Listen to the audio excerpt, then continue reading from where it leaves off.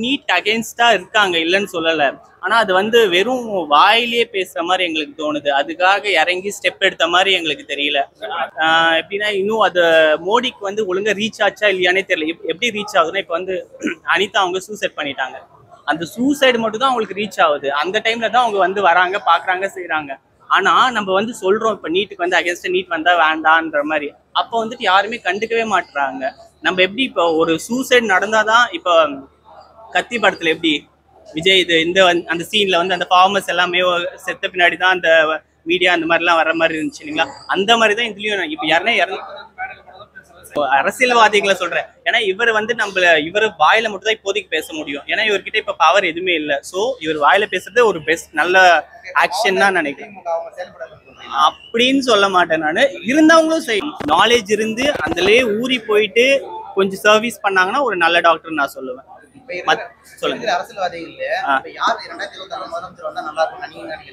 எனக்கு வந்து இப்போதைக்கு நானே சொல்லப்போனா நான் ஒரு விஜய் ஃபேன், அவ்வளவுதான் நான் சொல்லுவேன். எனக்கு விஜய் வேணும், அவ்வளவுதான்.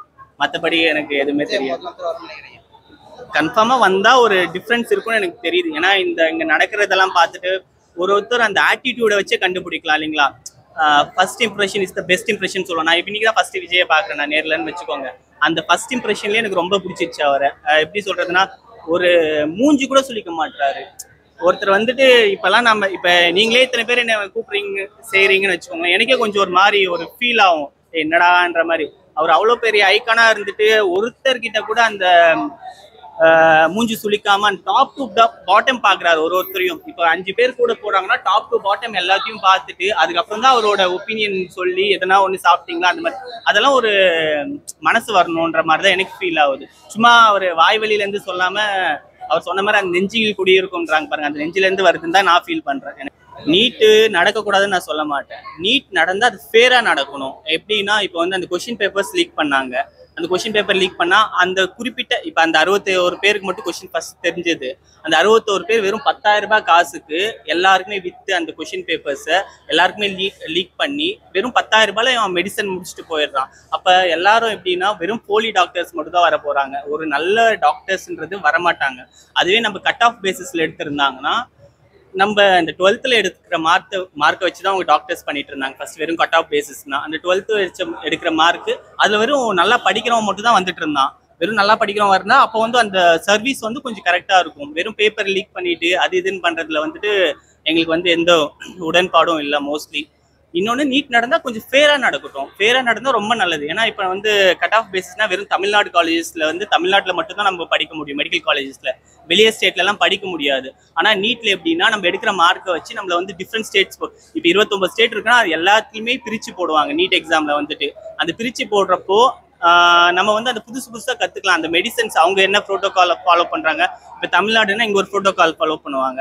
அதுவே நம்ம இப்போ வேற ராஜஸ்தான், நார்த் இந்தியா, டெல்லி அந்த மாதிரி எல்லாம் போயிட்டீங்கன்னா அங்கே ஒரு ப்ரோட்டோகால் ஃபாலோ பண்ணுவாங்க. ஸோ அங்கே என்ன இப்போ நம்ம ஏரியாவில் எப்படி டைஃபாய்டு, டெங்கு, மலேரியா அதெல்லாம் எப்படி இருக்கோ அது எப்படி ட்ரீட் பண்ணுறோமோ அந்த மாதிரி அவங்க ஸ்டேட்ல எதுனா அவங்களுக்குன்னு சில டிசீசஸ் இருக்கும். அந்த டிசீசஸ் வந்து எப்படி ப்ரிவென்ட் பண்ணலாம், எப்படி க்யூர் பண்ணலாம் அதெல்லாம் வந்துட்டு நம்ம கொஞ்சம் கற்றுக்கலாம். டிஃப்ரெண்ட்டாக இருக்கும். அந்த மெடிசனும் நம்மளுக்கு அந்த ப்ரோட்டோக்காலில் வேரி ஆகும். ஸோ அதில் ஒரு ப்ளஸ் பாயிண்ட் இருக்குது நமக்கு அந்த நீட்டில் வந்துட்டு. இன்னும் எனக்கு முதலமைச்சர் அவரை சொன்ன மாதிரி தான் நானும் சொல்லுவேன். முதலமைச்சராக இருந்தாருன்னா அவர் முதலமைச்சராக நடிக்கக்கூடாது, அவ்வளோதான் நான் சொல்லுவேன். அவரை சொல்லியிருக்காரு இல்லைங்களா முன்னாடி, நான் முதலமைச்சரானா நான் முதலமைச்சராக நடிக்க மாட்டேன்னு இருக்காரு. அந்த இதை ஃபாலோ பண்ணுவாருன்னு எனக்கு ஒரு நம்பிக்கை இருக்குது. ஏன்னா ஒரு யூத் ஐக்கான் எனக்கு வர்றது ரொம்ப வேணும். ஒரு யூத் இந்த sense not only by age, அவரோட ஆட்டிடியூடை வச்சு நான் சொல்கிறேன். அந்த ஆட்டிடியூடு கன்ஃபார்மாக அரசியலுக்கு வந்துச்சுன்னா ரொம்ப நல்லா இருக்கும்னு எனக்கு தோணுது. இல்லை இருந்தவங்களும் செய்யலை, இவங்களும் செய்யலை. ஏன்னா நம்ம யாரையுமே ஒருத்தர் பர்டிகுலராக இந்த மாதிரி சொல்ல முடியாது. ஸோ இன்னும் கொஞ்சம் இறங்கி எப்படின்னா அது சென்ட்ரல் கவர்மெண்ட் ரீச் ஆகிட்டு அவங்க எதனா இதுக்கு தகுந்தாப்புல ஸ்டெப் எடுக்கணுன்றது தான் எங்களுக்கு மெயின் கோரிக்கையாக இருக்குது. நாங்கள் வந்து கட் ஆஃப் பேசிஸில் தான் நாங்கள் டாக்டர். நாங்கள் வந்து 12 பேட்ச். ஸோ கட் ஆஃப் பேசிஸில் வந்தோம். நாங்கள் இருக்கப்போ எப்படின்னா நாங்கள் இதில் இன்வால்வ்டாக இருக்கோம் ஃபுல்லாக ஸ்டடீஸில். அதுவும் எங்களுக்கு கொஞ்சம் ரொம்ப டிப்ரெஷனாக இருந்துச்சு. எப்படின்னா இப்போ ஒரு கொஷின் கேட்பாங்க, அதுக்கு மட்டுமே ஆன்சர் எழுதுற மாதிரி ஏதோ மக்கப் பண்ணிட்டு எழுதுற மாதிரி இருந்துச்சு. இப்போ மேக்ஸ்ன்றது ஒரு வந்து நம்ம சைக்காலஜிக்கலாக யோசிச்சு மட்டும் அந்த மேக்ஸ் சப்ஜெக்டே நம்ம சால்வ் பண்ண முடியும். ஆனால் அதில் நாங்கள் படிக்கிறப்போலாம் அந்த மேக்ஸை அப்படியே பக்கப் பண்ணி எழுதுகிற மாதிரி.